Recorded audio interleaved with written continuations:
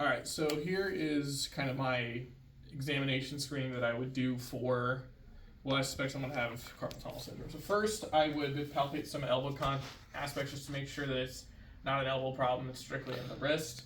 So if you just want to go ahead and supinate for me.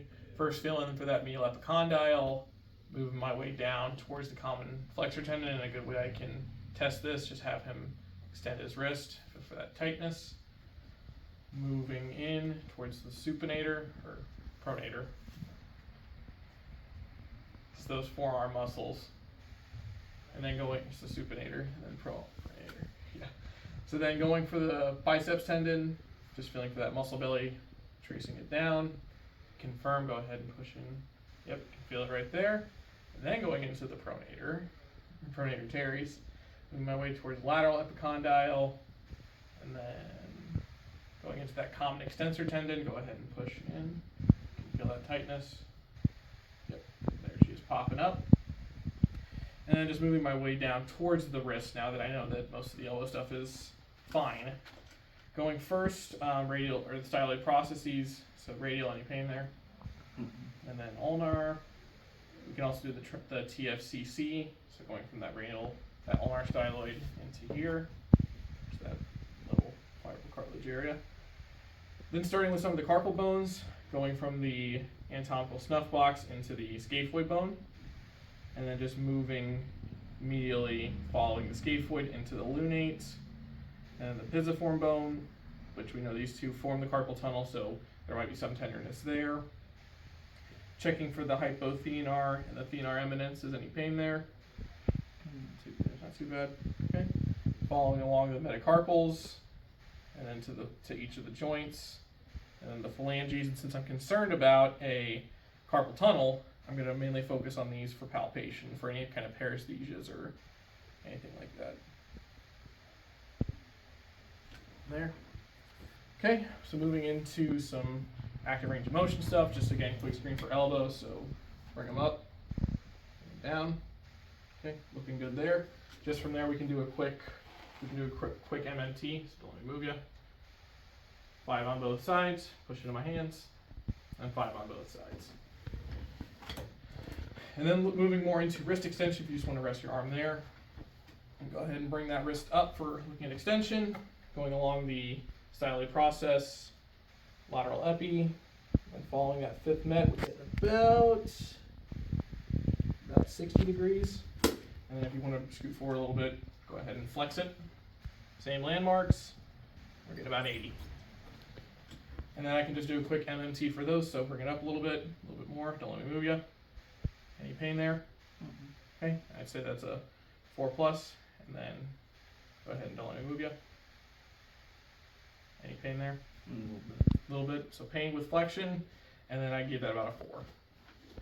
So moving into radial and ulnar deviation, go ahead and swing your wrist towards your pinky, and then between the styloids with the third met as my movable, about 30 degrees. Then go ahead and bring it towards your wrist. 30, and then about 15, and then we just do a quick MMT. Don't let me move you. Radial deviation 5, and ulnar deviation. Any pain with that? Not too bad. What about the other one? Okay. And I'd say a 4+ for that one as well. Okay, and then moving into PROM, just again pushing it up. Let me know when there's any pain. Okay, hold it there. Get about the same. And then bring it down into flexion. Let me know if I'm hurting you.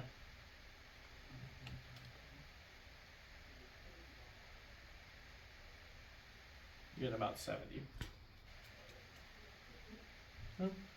90. All right, and then go ahead and relax. And then we'll just bring his hand out, and we'll follow that for ulnar radial deviation, about 20. Ulnar deviation, about 35. So then some joint mobility. We can do a quick PA-AP. So for PA, I'm going to lock down just proximal to the styloids, and then just give it a good push forward. Checking for any hypomobility. There's a little hypomobile.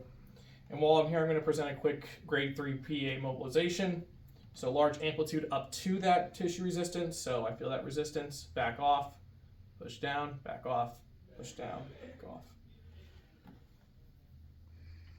And then if I want to do an AP, have him supinate, lock down the hand,